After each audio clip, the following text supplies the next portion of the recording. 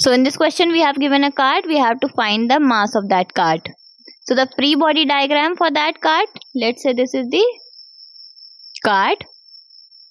Here we are having mg in the downward direction, n in the upward direction, and t here it will be equals to m1 into a.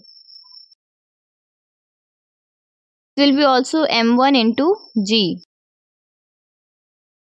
The other diagram for this, it will be, let's say this is the block. So we have T, which is the tension in the upward direction, and in the downward direction it will be M2G. These are the two cases, or we can say the free body diagram for this. Applying Newton's second law of motion for the value for 8.21 G or mg, it will be giving us M2G.